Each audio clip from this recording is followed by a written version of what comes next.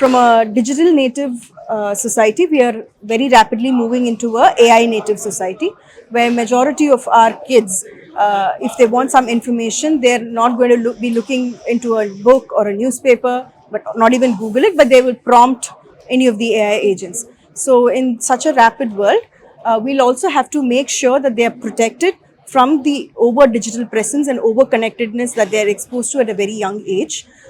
If you see in Australia, a couple of months back, they had completely banned social media for children under the age of 16, citing the mental health issues that a lot of students have facing, a lot of children of that age group facing, especially girls.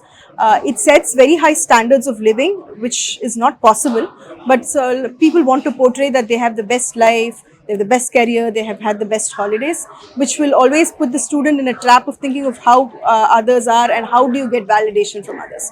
So if you have to break this vicious cycle, we need to keep students off this, and they need to be fostered in curiosity, exploration and experience.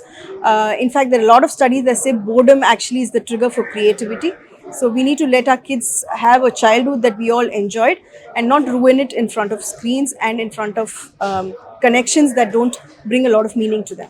The direct effect of overuse of technology on academics. I mean, technology is very good where there are a lot of students are able to have online classes. There are people who say, my kid is getting an extra musical instrument training, is able to learn an extra language through online. I'm not denying all of that.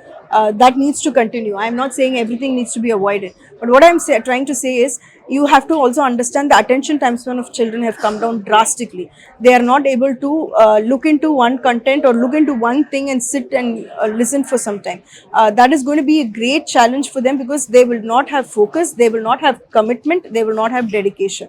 Focus comes first. Only when you're focused and you're able to sit, you're dedicated to something. Only when you're dedicated something would you have to have a long-term commitment to it. So they will always be in a very shaky ground. So it will affect their academic performance in the first way, where they lose focus.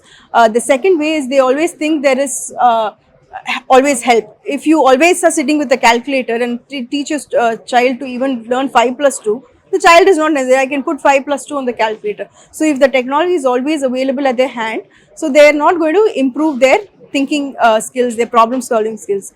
In fact, for the first time in developed nations, the current generation is I don't want to use the word, the headlines were such, is dumber than the parents' generation. As in, their average test scores are lesser than what their parents' generation was. This is the first time in history of mass education this has happened. All credits goes to technology overuse.